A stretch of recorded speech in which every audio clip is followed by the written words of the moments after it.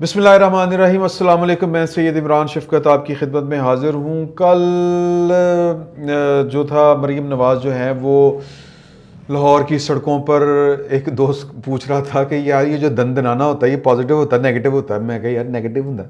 कहता अच्छा, मैं ट्वीट करने लगा था कि मरीम नवाज़ कल लाहौर की सड़कों पर दंदना रही थी और उनको कोई पूछने वाला रोकने वाला नहीं था। ये हुकूमत कहाँ पे है जो कहती है हमने ये भी करना है, हमने ये भी करना है। तो मैंने कहा कि भाई चलो अच्छा किया आपने पूछ लिया कि दंदनाना क्या होता है। तो दंदना तो कोई और है जनाब, ये बात ज़हन में रखें। और वो दंदनाने वाले कौन है वो आगे चल के आपको पता चल जाएगा।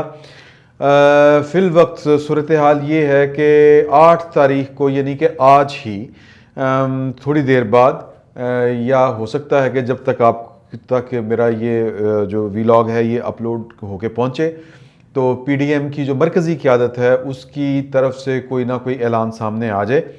और ज़ाहिर है कि वो आइंदा की हिकमत अमली होना है।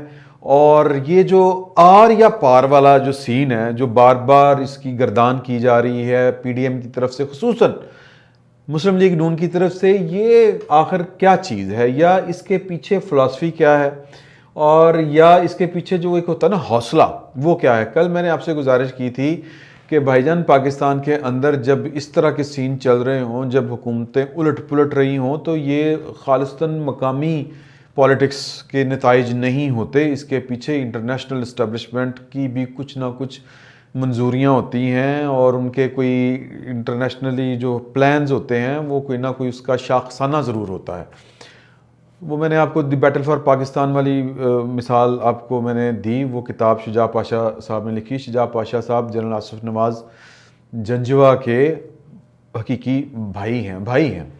तो उन्होंने ये वाली किताब लिखी है और उसमें उन्होंने बहुत से पाकिस्तान की जो यानी प्रेज़ मुशर्रफ और यानी 2007 से ऑनवर्ड जो वाक़यात हुए वो उन्होंने उसके पीछे की कहानियाँ इंटरव्यूज़ करके अमेरिकन के, ब्रिटिश के और फिर पाकिस्तानियों के बहुत से जो उस वक़्त पावर पॉलिटिक्स के या पावर गेम का हिस्सा थे वो उन्होंने बातें की हैं या लिखी हैं, बताई हैं।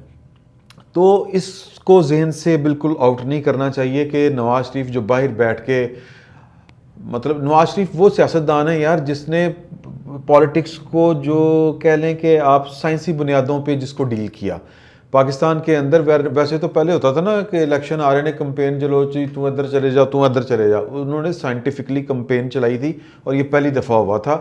और फिर कुछ लोग कहते हैं कि बेनज़ीर भुट्टो ने अमेरिकन जो लॉबिंग फर्म्स थी उनकी खदमात हासिल की, लेकिन ये नवाज शरीफ भी कि पीछे नहीं थे। इन्होंने भी सारा कुछ किया था कि अमेरिका के साथ किस तरह की सेटिंग होनी चाहिए।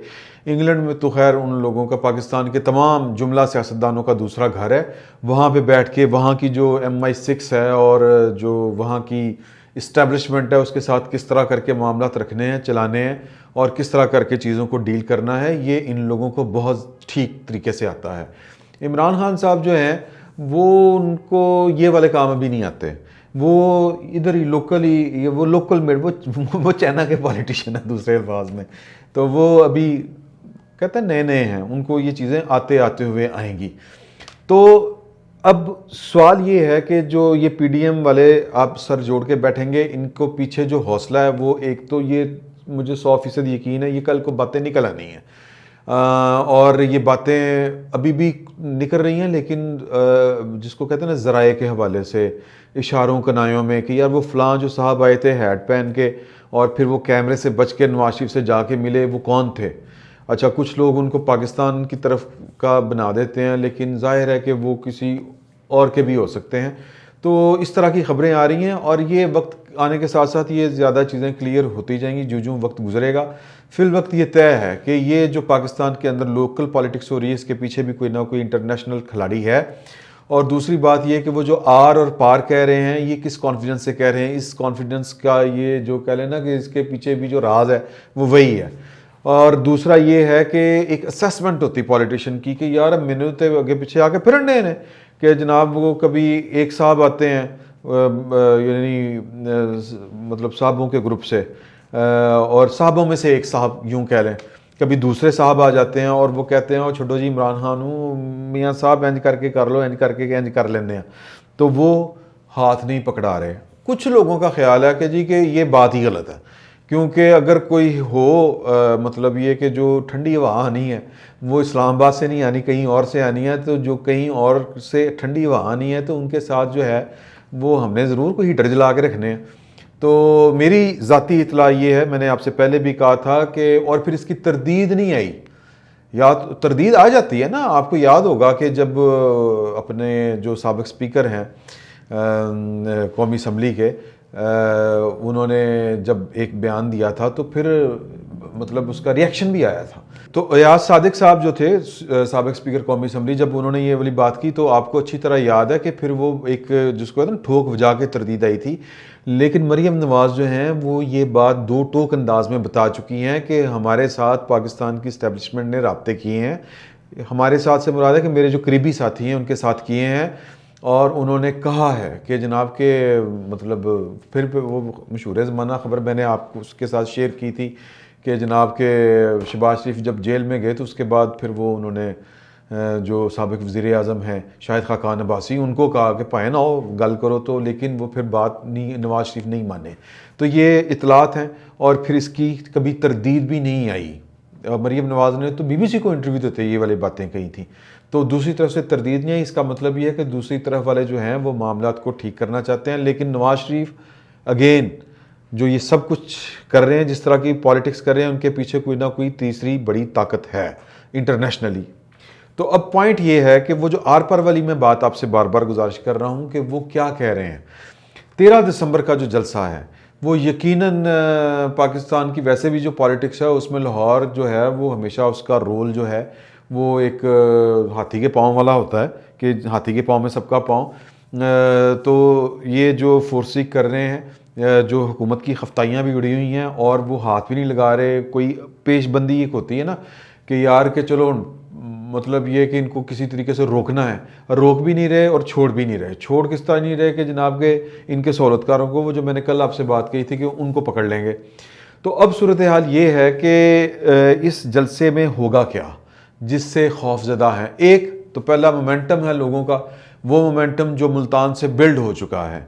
गुजरांवाला में हुआ, लेकिन गुजरांवाला में एग्रेशन का वो लेवल नहीं था, ना वो कराची में वो लेवल था। ये मुल्तान में एग्रेशन जो है लोगों का वो सामने आया। लोग तंग हैं। पहला सबसे बड़ा हथियार जो अपोजिशन का है और जो हुकूमत के खिलाफ जो ज़हर कातिल है वो ये है कि लोग इस हुकूमत से तंग हैं, नाक नाक तंग हैं, और हर जगह पे हर तरीके से खुल के इज़हार कर रहे हैं। मुल्तान को छोड़ दें, कल लाहौर में जिस तरह मरीम नवाज़ घूमी है इंज करके उन्हें फेरी पाई है, और जिस तरह लोग बाहर आए हैं, तो वो खुद एक 13 दिसंबर से पहले एक बड़ा जलसा था। तो 13 दिसंबर को अब जो खौफ है हुकूमत का वो ये है कि अपोजिशन कोई बड़ा काम करेगी। वो जो आर पार वाली बात है, अच्छा क्या काम हो सकता है? नंबर 1 कि जी अब हम धरना देंगे। अच्छा जी दे लो धरना, धरना देने से क्या होता है? धरना तो फिर उसी वक्त कामयाब होता है ना कि फिर आपके पीछे धरने वाली कोई कुव्वत भी हो। ठीक है, अब मौलाना फजलुर रहमान के अलावा तो आपके पास स्ट्रीट पावर उस तरह की है नहीं कि जिससे कोई खौफजदा हो। और मौलाना फजलुर रहमान को या तो फिर कहे जी तेन मौलाना साहब हुकूमत आएगी सी तुहानू ना वज़ीर खारजा ला देंगे या वज़ीर आज़म बढ़ा देंगे या कोई इस तरह का कोई लॉलीपॉप दें, तो फिर हो सकता है कि एंड तक उनके जो कारकुन हैं वो खड़े होके गवर्नमेंट का बैंड बजाते रहें और उनको मजबूर कर दें कि पाए लॉ एंड ऑर्डर की सूरत हाल ये हुई है कि या तो फिर आके कोई और कंट्रोल संभाले, नहीं तो फिर है जान। ये नहीं होगा। अच्छा फिर क्या होगा? फिर ये हो सकता है कि जी हम 13 दिसंबर को ऐलान करें हम मिड जनवरी में जाके फ़लाँ पे इस्तीफ़े दे देंगे। इस्तीफ़े दे के क्या होगा? अपोजिशन हुकूमत वाले और बहुत से सहाफ़ी कह रहे हैं जिनको सियासत की उस तरह से समझ नहीं आती जिस तरह एक पॉलिटिशियन को आती है कि यार वो इलेक्शन करा लेंगे, तो ये काम आसान नहीं है। ये बात पढ़ी लिखी है। क्यों? पंजाब पूरा फारिग हो जाएगा आपका। किस तरह कि कौमी असम्बली से पंजाब की सारी नुमाइंदगी ख़त्म हो जाएगी, इधर पंजाब असम्बली से सारी नुमाइंदगी ख़त्म हो जाएगी, सिंध की नुमाइंदगी कौमी असम्बली में ख़त्म हो जाएगी, सिंध हुकूमत ख़त्म हो सकती है, वो इस्तीफ़े दे सकते हैं, हुकूमत तोड़ सकते हैं। तो एक आइनी बहरान पैदा होगा। वो आइनी, और पाकिस्तान के अंदर जब जब भी आइनी बहरान पैदा हुआ है तो फिर उस बहरान को टैगल करने के और तरीके होते थे, लेकिन इस दफ़ा वो वाला तरीका जो है जी अस्सलाम वालेकुम भाई तुसी बाज नहीं तो आ रहे, चलो मैं आ गया। तुम ठीक कर लेना, ये वाला सीन नहीं चलेगा। उसकी बहुत सी वजूहत हैं और सबसे बड़ी वजह है वो ये है कि पाकिस्तान की इकॉनमी बड़ी ख़राब है यार, शरह नमू जो है वो सिफर पे चल रही है। अच्छा, लास्ट, मियाँ नवाज शरीफ इससे भी बड़ा कोई ऐलान कर सकते हैं या मुतालबा कर सकते हैं। वो मुतालबा क्या है? अच्छा, वो मैं आई एम सॉरी, वो मुतालबा चूँकि एक एवं हम गवेड़ी लगा रहे हैं ना, क्या सराई कर रहे हैं, तो क्या सराई है, अब चलें यूँ कर लेते हैं, मैं सीधी गल करके मतलब नहीं, वो ठीक नहीं होता। वो सीधी, वो इमरान खान, सिर्फ इमरान खान की कहते हैं ना कि वो कुर्सी लेके वो मुतमिन नहीं होने वाले। बस थोड़े को बहुत जाने और इसी पे गुजारा करें। फिल वक्त के लिए इतना ही, बहुत बहुत शुक्रिया।